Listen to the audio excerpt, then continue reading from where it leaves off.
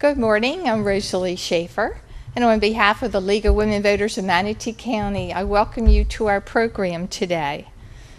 Today we're going to talk about the future of newspapers in the digital age. We're going to be talking about newspapers. You know, that rolled up packet of wood pulp you get in your driveway every morning, or it's somewhere close to your driveway. Anyway. For many of us, it's been part of our lives for a long time. I know I couldn't begin my day without smelling the ink and the paper, but it's not that way for everybody. How many of you still get home delivery of a newspaper? Oh, well, that's great.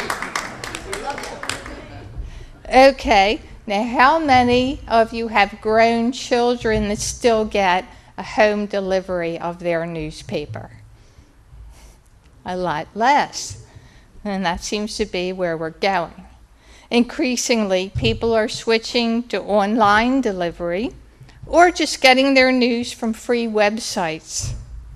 And how does this affect the amount of news they get and the accuracy of the news they get?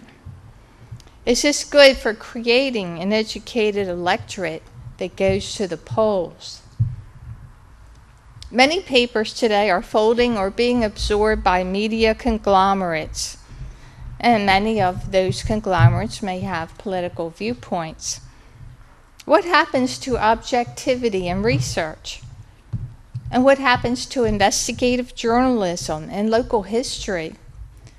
Right now, you can go down to the Manatee County Library and you can pull out a microfilm from 50 years ago of the Bradenton Herald, and you can put it on a machine and see what happened 50 years ago.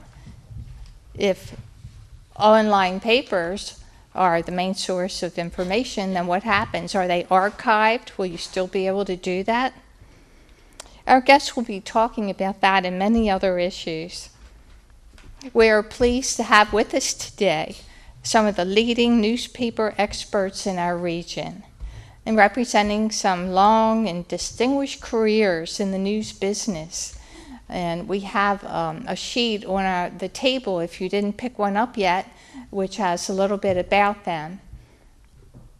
Dr. Karen Dunlap, recently retired president of the nationally renowned Poynter Institute for Media Studies in St. Petersburg. Joan Crowder, executive editor of the Bradenton Herald. Bill Church, executive editor of the Sarasota Herald. And Dennis Malley, editor and columnist for the Bradenton Times, our local online newspaper. After their presentations, we will invite questions from our audience and discussion. When that time comes, please use the microphone on the floor for your question and state your name. Without further ado, we will have Dr. Dunlap first. Thank you, Rosalie. Let me start by congratulating the League of Women Voters. This is an excellent topic, but not just for this topic. It's for your work throughout the year for engaging people on civic discussions. This group and many other chapters of the League we've worked with at the Poynter Institute, and I really congratulate them. Sponsorship of debates and other forums. This is really what society needs. I congratulate you. So this is the start of my second week of retirement. I failed miserably the first week. I had 2 different board meetings, and that took up 3 days, and 2 grandchildren who are not normally with me. And I was just thinking, this is just not the way this is supposed to happen. So I'm glad to start this way, and after this I'll try to go out and enjoy the sunshine and rest a little bit. Let me just say about the school from which I retired. I say school. Poynter is an unusual school. In fact, I had steered away from using the word school because it connotes degrees and classes, and Poynter does none of that. I invite you to visit the Point Institute. Even though I'm gone, I still invite you to go visit my former colleagues there in St. Petersburg. It's across from USF in St. Petersburg.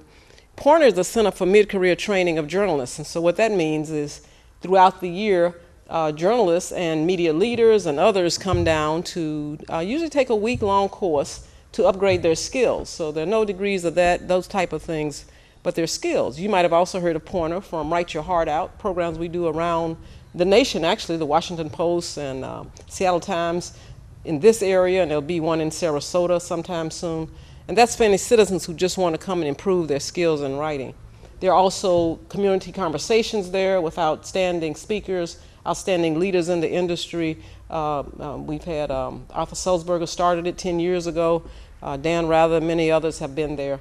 Cokie Roberts, and so it's a place that talks to people about journalism to help them think about the importance of journalism in society. I'll step down. I'll be followed by Tim Franklin, who is former editor in Orlando and is leaving Bloomberg to be the president of Poynter. So I urge you to keep an ear out for Poynter, and when you get a chance, engage with it. I think that's me. I want to just make a few points that are important to me about the future of newspapers, and I'm not sure if I will be in accord with my colleagues on the panel. I'll just throw things up and then they can have the pleasure of shooting them down and telling you the truth, and I look forward to the questions. Here's 4 things that stand out to me. As for the future of newspapers, I think newspapers will survive. I think they will be around through our lifetime and the lifetime of our grandchildren, but I think they will be significantly different. I think they will be more expensive, significantly more expensive, and will basically reach a smaller, committed group of readers. And I'm saying the newspaper with the emphasis on the paper. And that trend will be not unlike the early days in this country when we started with 1700s, an elitist press that was not read by the majority of the population. It didn't become popular mass circulation until the 1800s when the invention of the penny press, and the masses could buy it. I believe with the changes going forward now, there will be a newspaper, but it will probably be smaller and more expensive for a group of committed readers. And I'm not saying just older readers. I'm saying committed readers who choose to spend more time with a newspaper. Again, I'm emphasizing the paper. The second thing I believe is that the survival and good health of news companies is much more important than the newspaper, the paper itself. Because the value of the newspaper is the people who know how to think through, gather, and report the news that is important to a democracy. And so what is critical in this society is that news companies, both legacy companies that have existed for years and newer companies that are committed to journalism, and that's important too, that it's journalism, it's important that they survive. They know what they're doing. They know the skills, and they're dealing with the changing skills, but it's important that news companies survive. The third thing I'll say is, and the bigger threat maybe to me is whether people will care about the news. And I'm describing the news as facts. The bigger threat right now to me is whether people care about news. A broad number of people, the basis of population, care about news as facts. Do people care more about facts than they do about opinion? A few factors have come together and encouraged this greater separation of our society along our political lines, our opinion lines. And if you think about it, more and more people are gravitating to the things that support their opinions and arguing about facts. Do we care about the news? Do we care about facts? And the fourth thing I'll say as a general proposition is that the underlying question to all of this is who will pay for the news? Who will pay for the news? News has never been, this country really has never been supported by the consumers. It's been supported by the advertisers. In some other societies, people pay much more for the news. Government has a much bigger role in the news, something as a democracy we have resisted in many ways. But right now, as you know, the whole model of the advertiser basically paying for the news, that's what's broken down. That's what's broken down more than consumers drifting away. And so the big question is whatever form, whatever platform, however this comes about, who will pay for the news? Now, with those 4 in mind, let me just move on and thank David Carr, who's a media writer for the New York Times. He writes the column, The Media Equation, because as some of us found out, I looked last night and saw that his column for this week is Local Newspapers Shine Light in Dark Corners. Local newspapers shine light in dark corners. Because one of the big questions is, who will report local news? What will happen to local news? And here's some of the things that he said in his column. His major proposition was that some of the big stories we see today, and he focused on the George Washington Bridge story, New Jersey and New York, were broken by the local news organizations. In this case, the Record, the Bergen Record. A reporter on the beat who was told, this bridge was, had cones out and blocking some lanes, and it turned into a big mess, and just a tip, following up, digging, led to the initial breaking of the story that the Christie administration might have been involved in creating the problems on the bridge. And so what David Carr writes about in the article is how important local news reporting is to breaking stories that often become big stories. And you think about in this region, I am biased, I forgot to mention that the Poynter Institute owns the Tampa Bay Times. I don't know how I could have left that out. The Poynter Institute owns the Tampa Bay Times through a structure by Nelson Poynter to invest his news organization, formerly St. Petersburg Times, in a school that could own it and therefore keep it away from the marketplace. So as I look at this area, I think about stories on abuses of children in North Florida and now digging up of graves, local reporting. I think about abuses of charities and misuse of money, grew out of local reporting. The campaign on fluoride in water, local reporting, and award-winning reporter. In Carr's story, he quotes Rachel Maddox as mentioning that most stories you see on television, not all, but a lot of major stories you see on television grew out of a local newspaper report. So the skills of the newspapers are important. Now this is key. Carr mentions the fact that many of us have felt keenly and know, he says since 2000, according to the Pew report, the ranks of reporters has been reduced by 30%. The number of journalists in this nation, working reporters, has been reduced by about 30% since the year 2000. I would say more so like 2007. I don't know how some of you all have felt it, but 2007. A significant decline in reporters. So what does that mean to reporting in general, and what does that mean to local reporting, especially when you're talking about digging for stories, which takes time. And you've talked about, or Rosalie mentioned, the number of newspapers that have been sold and the different things that have happened. What does all that mean to the ability to really do some digging local reporter? And then the other thing Carr mentioned was that the Bergen Record is owned by the Borg family in New Jersey and has been for years. And he talks about the importance of local ownership, of family ownership, Now he didn't mention that his paper is owned by a family, the New York Times, but family ownership, and he talked about how that affects it. I'll stop by saying there are a lot of other interesting angles about what's happening to news today, and in the course of your questions, maybe we'll go into some of them more. There are new forms of reporting. People used to talk about crowdsourcing, and that sounded terrible to me. It sounds like you had a lot of people just tweeting in what they thought was news and you were going to publish it. But I've learned that crowdsourcing can be valuable. It's valuable in breaking news. Out of crowdsourcing, which is people tweeting in, I'm here and the plane crashed and there's the water, it's in the water. Then you have Storyfy, where people have learned, the reporters to bring the tweets together to make a story, and there are other forms. So that's one new form of reporting, is crowdsourcing. Another is an old form. It's the growing use of videos. And so you have people all over. I had I think she's 7-year-old granddaughter with me last week, as I indicated, and I don't know why my son got them iPad minis, and then came to find out she was videotaping everything. And I want to say, let me see that. What have you actually videotaped anyway? But people have video, capacities. They have videotaping everything.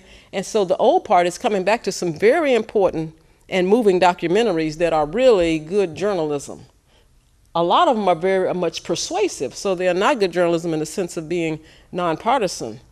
But the whole matter of documentary reporting, and as newspapers move online, it presents the opportunity to use videos to also tell stories well.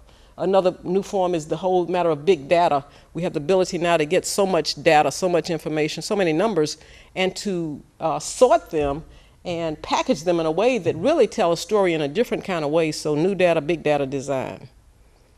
The last thing I'll mention is one of the things to watch is about area ownership.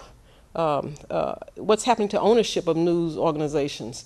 As you know, there's an interesting mashup of techie business types and newsies. I'll call them techie business types and newsies. So you have Jeff Bezos of Amazon.com buying the Washington Post techie business type buying newsies. You have Pierre Omidyar of eBay starting his own news operation. What will that mean? What will it be like? And that gets back to the question that I raised. Who will pay for the news?